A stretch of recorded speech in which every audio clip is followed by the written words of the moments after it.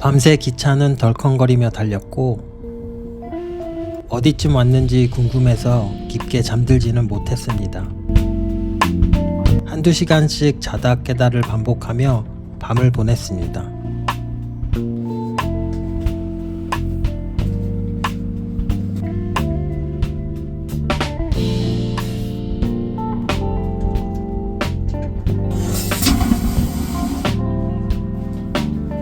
화장실에 다녀오다 보니 옆방에서 코를 꽤 심하게 고는 소리가 들렸습니다.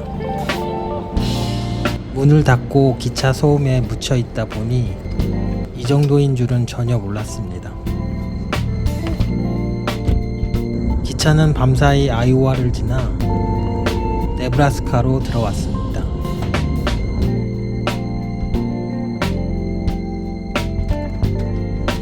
새벽 5시를 조금 넘겨 일어났습니다. 아침 식사 전에 샤워를 하기로 마음 먹었습니다.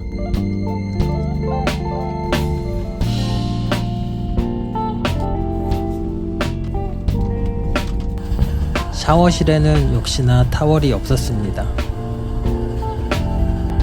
페이스 클로스 2장으로 머리와 몸을 나눠서 닦았습니다.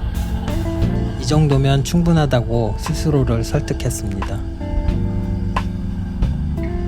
샤워를 마치고 올라와 일기를 쓰다 보니 휴대폰 시간이 1시간 뒤로 바뀌어 있었습니다. 타임존이 바뀌는 순간이었습니다.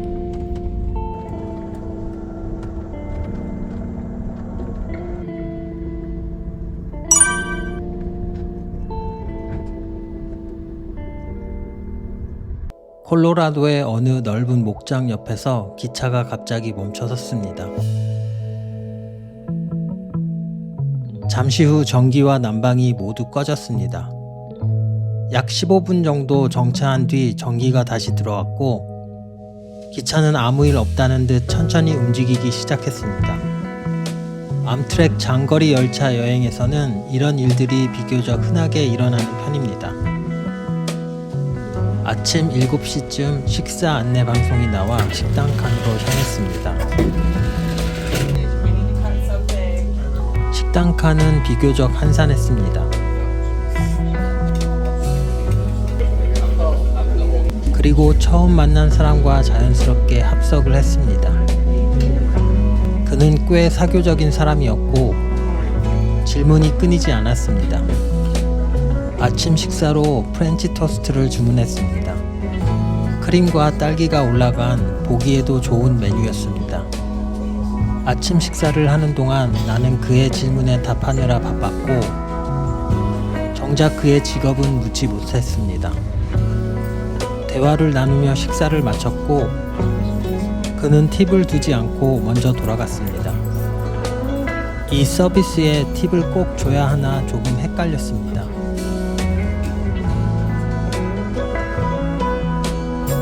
저도 그냥 그대로 방으로 돌아왔습니다.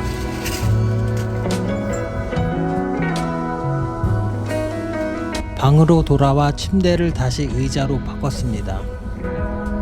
지난번 엠파이어 빌더를 탔을 때는 직원이 아침 저녁으로 와서 침대를 정리해 주었는데 이번 캘리포니아 제퍼 여행에서는 어젯밤에도 그렇고 직원이 끝내 오지 않았습니다. 이제는 그냥 그러려니 합니다. 해가 떠오르자 드넓은 평원이 노랗게 물들어 보였습니다. 사실 특별한 건 없었지만 미국 대륙 횡단을 떠올리면 가장 먼저 생각나는 풍경이었습니다. 방목 중인 소들과 가끔 보이는 말들이 지나갔습니다. 기계적인 문제로 기차는 1시간 반 정도 지연되었습니다. 암트랙에서는 익숙한 일입니다.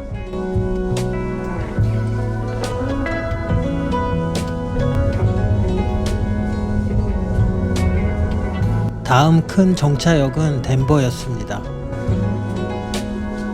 덴버에 가까워지자 멀리서 설산이 보이기 시작했습니다. 덴버는 로키 산맥을 보기 위한 관문 같은 도시로 느껴졌습니다.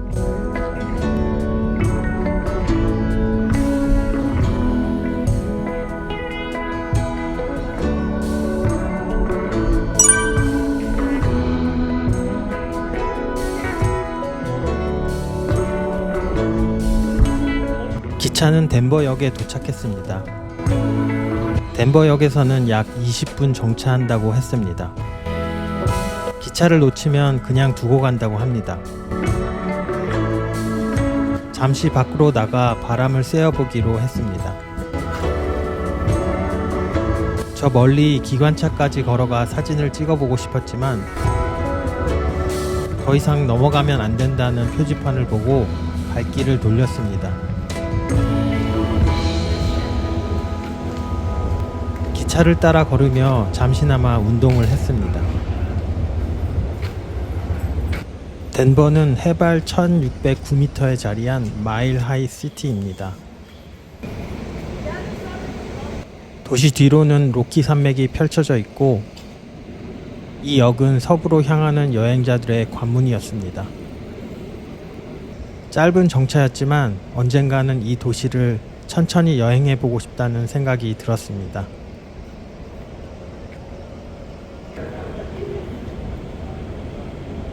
짧게 상쾌한 공기를 마시고 다시 제 방으로 돌아갔습니다.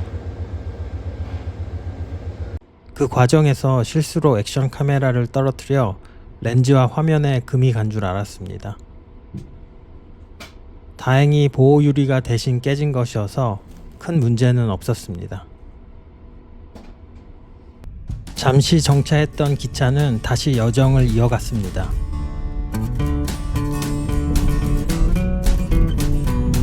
기차는 서서히 덴버 교외의 주택가를 지나갔습니다.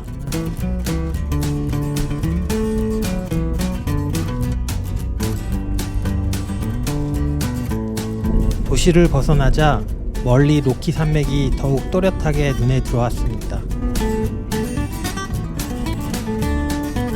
이제부터가 캘리포니아 제퍼의 하이라이트 구간입니다. 기차는 로키 산맥으로 진입하며 구불구불 산을 타고 올라갔습니다. 산 위에는 눈이 남아 있었습니다.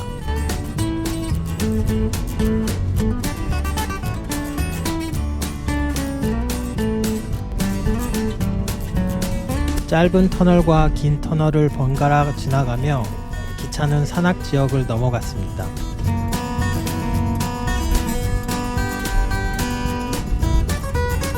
개인적으로는 캐나다 로키가 더 웅장하다고 느꼈지만 이곳 역시 충분히 아름다웠습니다.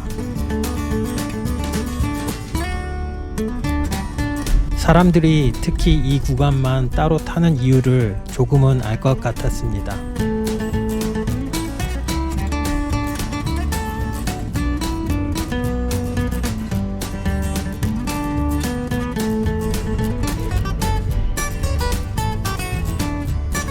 어느덧 점심 식사 안내방송이 나와 점심을 먹으러 식당 칸으로 향했습니다. 점심 식사에서는 또다시 합석을 했습니다. 대화는 자연스럽게 흐르지 않았고 저는 창밖 풍경에 집중했습니다. 점심으로 저는 앵거스 버거를 시켰습니다.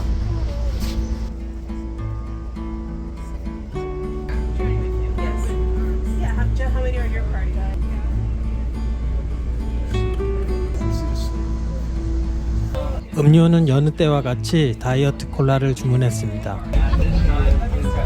제가 주문한 앵거스 버거가 나왔습니다. 미국적인 느낌이 물씬 나는 엠트랙 시그니처 메뉴 중 하나입니다. 기차의 덜컹거림을 느끼며 아름다운 창밖 풍경을 감상하며 식사를 할 수 있다는 점은 이 장거리 기차 여행의 매력 중 하나라고 할 수 있습니다.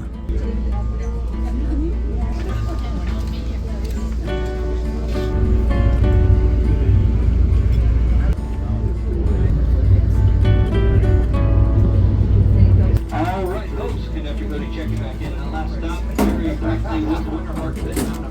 멋진 콜로라도 로키 지역의 겨울 풍경을 감상하며 점심 식사를 마쳤습니다. 디저트로 나온 초코 브라우니는 배가 너무 불러서 그냥 방으로 가져갔습니다.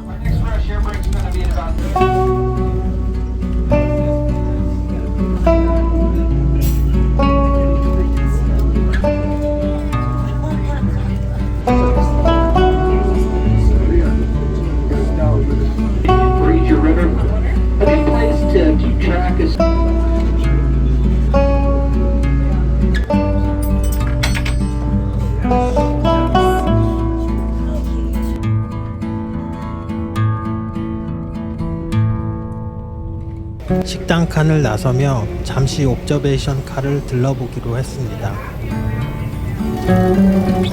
이곳이 야경 옆으로 풍경을 감상할 수 있는 옵저베이션 카입니다. 강 쪽으로 펼쳐진 풍경이 훨씬 더 인상적으로 다가왔습니다. 방에서는 보이지 않던 장면들이었습니다. 암트랙은 분명 관광 요소가 있지만 어딘가 관광 열차라기보다는 장거리 교통수단의 느낌이 더 강하게 다가왔습니다.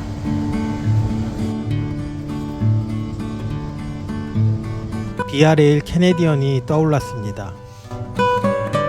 서비스와 분위기에서는 비아레일 쪽에 마음이 기울었습니다.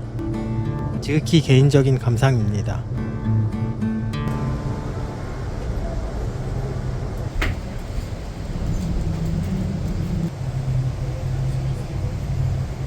다시 제 방으로 돌아와 계속해서 창밖 풍경을 감상했습니다.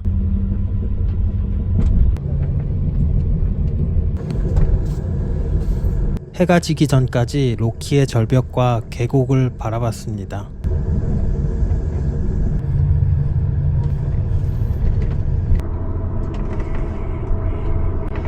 잘 만들어진 도로를 보며 미국의 토목 기술도 함께 떠올렸습니다.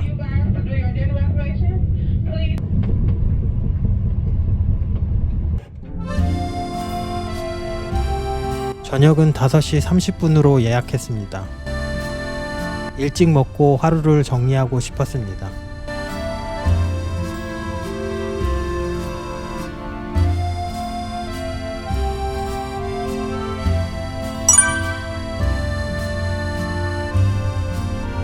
늦은 오후 열차는 콜로라도의 온천 산악도시 글렌우드 스프링에 도착했습니다. 그리고 열차는 계속해서 콜로라도의 로키 지역을 달렸습니다. 어느덧 해가 지고 또 저녁 식사 시간이 찾아왔습니다.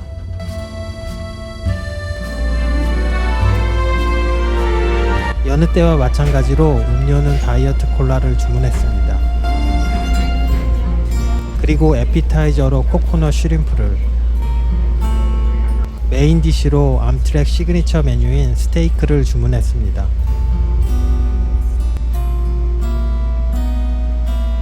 그리고 디저트로 화이트 초콜릿 블루베리 치즈케이크를 먹으며 캘리포니아 제퍼에서의 마지막 저녁 식사를 마무리했습니다.